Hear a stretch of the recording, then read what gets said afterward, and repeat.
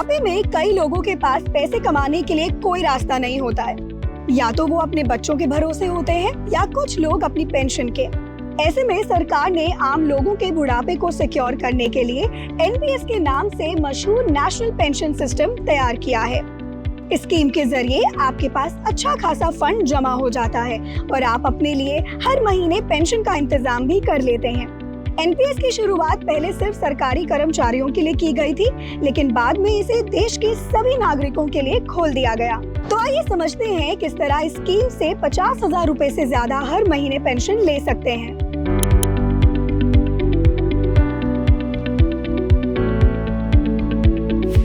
NPS एक market link scheme है जिसमें जितना भी पैसा आप निवेश करते हैं उसका रिटर्न मार्केट के हिसाब से आपको दिया जाता है। इस स्कीम में दो तरह के अकाउंट होते हैं, पहला टियर 1 और दूसरा टियर 2।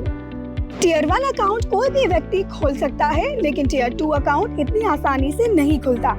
ये तभी खोला जा सकता है जब आपके पास टियर 1 अकाउंट हो। एनपीएस में निवेश किए गए पैसों का 60% आप 60 साल के होने के बाद एक साथ ले सकते हैं, यानी ये रकम एक तरह से आपका रिटायरमेंट फंड होता है। जबकि कम से कम 40% हिस्सा आपको एन्युटी के तौर पर इस्तेमाल करना होता है। इसी एन्युटी से आपको पेंशन मिलती है। आपको कितनी पेंशन मिलेगी ये आपकी एन्युटी पर डिपेंड करता है।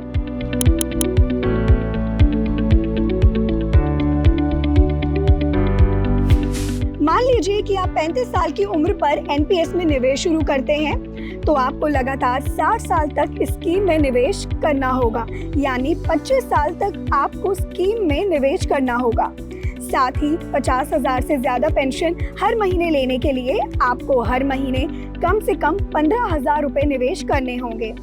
एनपीएस कैलकुलेटर के हिसाब से अगर आप 15,000 रुपए हर महीने लगातार 25 सालों तक इन्वेस्ट करते हैं तो आपका कुल इन्वेस्टमेंट 45 लाख रुपीस का होगा, लेकिन 10% के हिसाब से इस पर इंटरेस्ट 1,55,68,356 रुपीस आपको मिलेगा।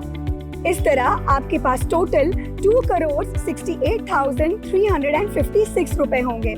इसी के साथ इस रकम में से आप 40% रकम एन्युटी के तौर पर इस्तेमाल करते हैं, तो 40% के हिसाब से 80,27,342 रुपीस आपके एन्युटी के होंगे एंड 1,20,41,014 रुपीस आपको मिलेंगे।